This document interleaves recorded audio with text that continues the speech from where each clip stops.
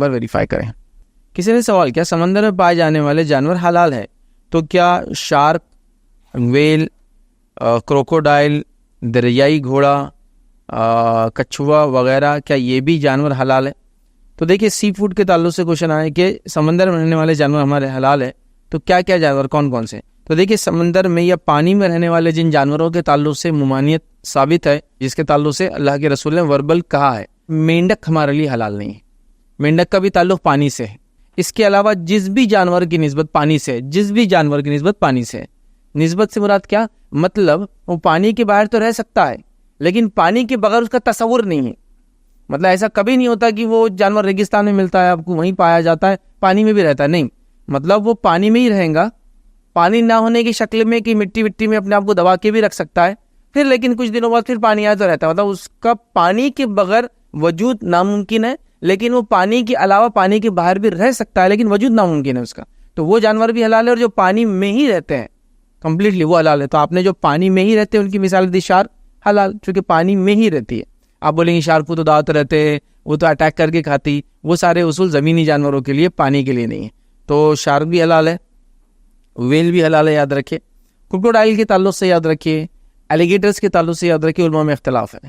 کچھ ملکی علماء کے فتویٰ میں نے پڑھے جو افریقہ کے علاقوں کے اندر یہ مسلک بہت پریویلنٹ ہے, بہت مانا جاتا ہے, تو انہوں نے کروکوڈائل یا ایلیگیٹرز کے بھی فتاوے دیے کہ یہ بھی کھانا جائز ہے. ریزن بھی کہ یہ پانی کے بغیر اس کا تصور نہیں ہے, لیکن کچھ نے کہا کہ نہیں پانی کے بغیر بھی یہ کئی زمانے تک رہتے ہیں, مطلب تھوڑا بہت نہیں, مطلب پورا ہی مکمل طور سے. تو بہرحال اس معاملے میں اختلاف ہے, تو میں کہوں گا احتیاط کریں.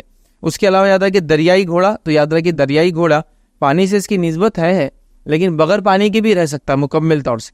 جیسے کہ آپ سرکس وغیرہ میں دیکھیں سال سال ہی رہتا ہے, تو دریائی گھوڑا بھی اس میں شامل نہیں, یاد رکھیں. اسی طرح کچھوا, تو وہ کچھوے جو پانی میں ہی رہتے ہیں, پانی کے بغیر نہیں رہتے ہیں, تو وہ جائز ہے. اور وہ جو پانی کے بغیر رہتے ہیں, باہر رہتے ہیں, جیسے آپ کو معلوم کچھوے, کریبز, یہ ایسی کچھ قسم ہے جو پانی میں تو رہتے ہیں لیکن بغیر پانی کی بھی سالوں سال بلکہ ریگستان میں رہتے ہیں. کچھ کچھوے آپ کو پتہ ہے کبھی پانی میں جاتے ہی نہیں ہیں, وہ صرف ریگستان میں رہتے ہیں, بالکل ریگستانی علاقوں کے اندر پیدا ہوتے ہیں اور وہیں رہتے ہیں, تو وہ حلال نہیں ہے. تو جن کی نسبت پانی سے ہے, اور وہ کچھوے جن کو ونگز جیسے رہتے ہیں, وہ کچھوے کبھی پانی کے بغیر نہیں رہتے ہیں. ونگز دیکھیے آپ نے کچھ کچھووں کو ناخن والے پیر نہیں ہوتے ہیں, ایسے ونگز ہوتے ہیں جیسا مچھلی کو ہوتا ہے, تو یہ کچھوے تو بالکل حلال ہے. ریزن کی پانی کے بغیر رہتے ہی نہیں ہیں, پانی کے باہر آتے ہیں, انڈے دیتے ہیں لیکن فوراً پانی میں چلے جاتے ہیں, ٹھیک ہے. لیکن وہ کچھوے جو پانی کے باہر زمینات میں, ریگستانوں میں, پتھریلے علاقوں میں, پہاڑوں میں رہتے ہیں, ایسے کریبز, ایسے ٹرٹلز یا ٹورٹائز, یہ آپ کے لیے جائز نہیں ہوں گے, یاد رکھیں, ٹھیک ہے. تو اس کے اندر کیٹیگرائز کرنا پڑے گا آپ کو, یہ کون سے کچھوے کی آپ بات کر رہے ہیں.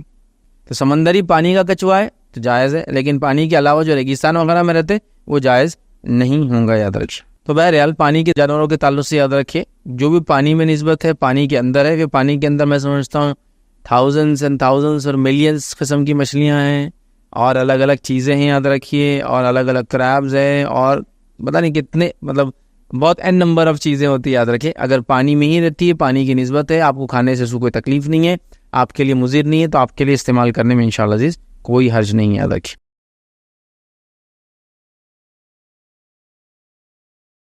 السلام علیکم. آپ بھی ہمارے اس کام میں تعاون کریں اپنی زکات و صدقات کے ذریعے. ڈونیشن ڈیٹیلز کے لیے ڈونیٹ اس پر کلک کریں. اگر آپ کو ہمارے ویڈیوز پسند آئے ہیں تو اسے شیئر کریں اور سب کے حقدار بنیں. روزانہ ہمارے ویڈیوز کو پانے کے لیے ہمارے YouTube چینل کو سبسکرائب کریں اور بیل آئکن دبائیں. ہم سے دیگر سوشل میڈیا پر جڑنے کے لیے ویڈیو میں دیے گئے آئی ڈی کو سرچ کریں. جزاک اللہ.